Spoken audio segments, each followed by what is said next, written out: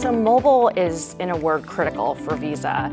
We like to say mobile is first, second, third, fourth, fifth, and so on. We want to try and get to a place where our app is something that people use as a discovery vehicle as much as they use it as a transaction vehicle. And then we're integrated across multiple devices. We really feel like we're agnostic about where you listen to radio. It doesn't have to be a terrestrial radio dial on your car anymore. You know, it's the cliched one-to-one experience, and yet our brand is based on that. And so the technology is now mobile when you're looking at the chatbots and using voice recognition and natural language. Mobile actually is better for that than going to a desktop. For a large CPG company, it's really about the quality of content that we have that consumers connect with. So for us, just making sure all of our content is both value add and also optimized for mobile. The app is one of the most exciting things that we have coming down the pipeline. It's kind of a whole new world of engaging with our customers and our loyal consumer base. Going with people on the journey they go on every day. So mobile could be paying with your mobile device, which we now enable that, paying with your watch, and even paying with wearables like a payment ring. Really everything we live and breathe and do is very much from a mobile first perspective. The idea of being engaged is all about connecting with your friends and knowing what they're doing. So the more we have the opportunity to share with you what's going on in your social network, the more we think that you're going to be engaged with the idea of going out and getting out to experience live events. I think the most successful, most effective thing is just timing. It's all about finding the right person at the right time when they're in the right mindset. In terms of our consumers, we really want to be where they are at. So, we really are shifting the focus of tentpole campaigns to more evergreen, always on. I really try to think about what are the different touch points that I can talk to that listener. That can include push notifications that I'll curate and send you something really customized. That can also be an in-app message that's very specific to you and how you behave. For example, our shop bot inside Facebook Messenger, which is an AI-powered shopping experience, to drive brand metrics, making the brand more accessible for younger audiences, making it more modern. I think for us, there's two things that we really wanted to look at. One is our loyalty program.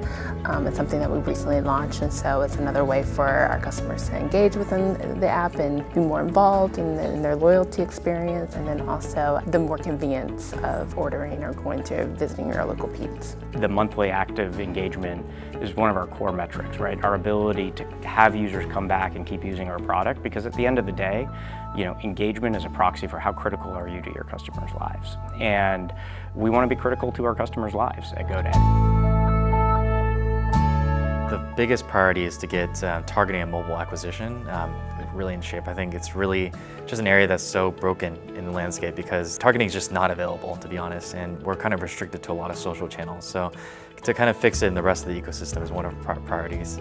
And that's honestly the challenge the entire industry faces right now is, the conversion rates in mobile are lower than conversion rates on desktop at this point. And yet your traffic is just growing so much, you've got to figure out ways to get that conversion to happen. We're working so quickly that we think that everything is figured out, especially as it pertains to measurement. So, you've seen in the headlines, a lot of the large CPGs are really concerned about viewability, ad fraud, correct, accurate measurement. You've seen headlines with, Facebook coming out and saying that they misstated some metrics. I think a huge learning for us is that the space is still evolving, that we need to be nimble, that not everything's written in stone. So it really encourages us to dive deeper into the testing and learning mentality. What is the most impactful data? What are the most impactful insights we can pull from campaigns that we've done in the past and using that to leverage our future opportunities? So it's really kind of honing in on okay, what are the core objectives we're trying to reach? So we launched Visa Checkout with the simple idea that filling out 44 form fields on a retail checkout site, whether it's online or a mobile device, is absolutely unacceptable. A retailer will tell you cart abandonment is a big deal. What happens is a person goes online, they shop, they put items in their cart, and then they get to the 44 form fields and they drop the purchase they're going to make. We're kind of very much a mobile-first organizational structure, so everyone on the team does mobile, whether you're in product or marketing or data science or business intelligence. We really try to prioritize the different digital and mobile changes in the industry and really get that information out to marketers so that we build both confidence and competence. Everyone is focused on mobile. It's no longer how do we prioritize mobile? It's like everything is built from the design. When we first think about the concept and even our prototyping, it's prototyped on mobile first. We think about how we take it to market and even what we show when we're doing a launch event or even what we put in our content. It's always mobile first. Our tagline, everywhere you want to be, is not just a tagline, it's a mission statement, which means we want to be where you want to pay, how you want to pay, when you want to pay. We launched our first ever native mobile app at Old Navy back in December. And we had an old hybrid app that was 1 to 1.5 stars, and now with our new native experience, it's now 4.5 stars. We also like to look at your behaviors and try to introduce you to new features that might make you more sticky or might make you more engaged. So if you're a live radio listener, we might introduce you into a custom artist station. If you're a custom artist station listener, we might try to introduce you into our premium services because you're someone who has that behavior of wanting to control their radio experience. Visa checkout consumers spend 30% more on average. So the merchant wins, the consumer wins, and everybody is happy. App real estate on a device is actually a pretty challenging thing to earn with a consumer, right?